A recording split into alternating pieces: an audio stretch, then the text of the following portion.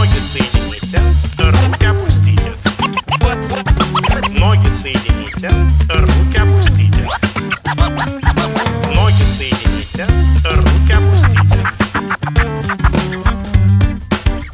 Дракула приготовится, начали.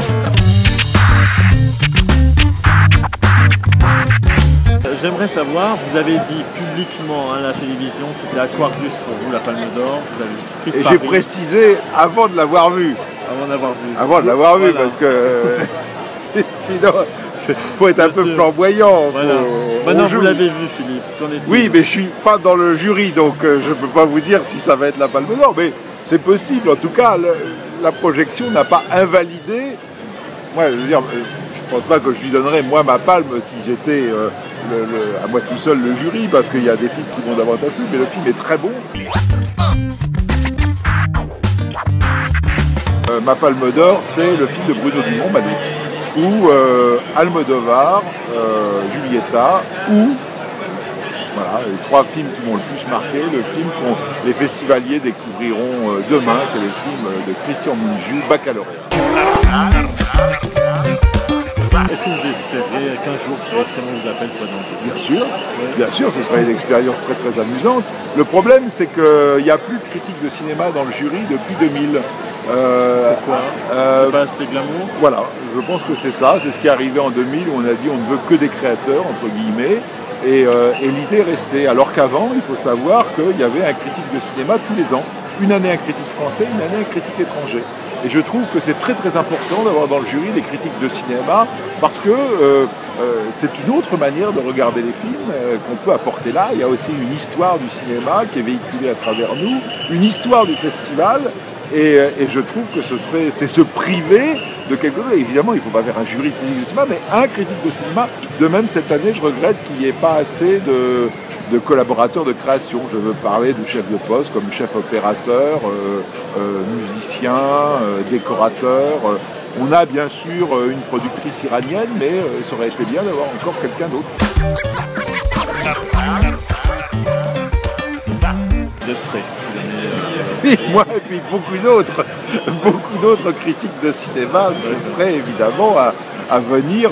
Et c'est une expérience toujours très intéressante. Pour avoir participé à des jurys dans d'autres festivals, c'est toujours très excitant de voir comment on va vivre en communauté avec un groupe et comment on vit les films et voilà, et comment après on essaye de dégager un palmarès, parce qu'à Cannes on parle de la Palme d'Or, mais il y a quand même 7 ou 8 autres prix qui sont tout aussi importants pour 21 films. Donc comment on gère tout ça, c'est très passionnant.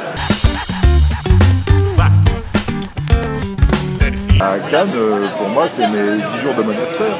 C'est-à-dire que vous ne pouvez pas espérer voir 4 films par jour, qui est mon rythme, en faisant la bamboula, en buvant toutes sortes de liquides. Non, il faut avoir une hygiène de vie très stricte parce que sinon la fatigue est plus forte que vous vous endormez devant les plus beaux films du monde. C'est ce que j'ai compris dès mon premier festival. Donc depuis, il y a un côté, il faut pour rester sensible au film, il faut se donner au film. Donc il y a un côté, oui, presque. La cinéphilie est un sport. La cinéphilie est un sport et la critique de cinéma un sport de combat. À quoi ressemblait le jeune Philippe Rouillet cinéphile? Ah bah alors là, un moine soldat. À 12 ans et demi, Philippe Rouillet. J'ai décidé de devenir critique de cinéma, donc là, j'avais beaucoup d'années de cinéma à rattraper, et donc il s'agissait de s'y mettre, et voilà. Qu'est-ce qui vous a donné une telle idée? 2000 à l'Odyssée de l'espace, vu avec mes parents, ils ont trouvé ça nul. Moi, je trouvais ça formidable, mais je n'avais pas les armes à 12 ans pour leur expliquer en quoi c'était, voilà, les arguments. Donc je me dis, il faut que j'ai un métier où je puisse faire passer ma passion et aussi forger mes outils pour l'exprimer, parce que je parle tout de dire des formidables, mais il faut avoir du contenu.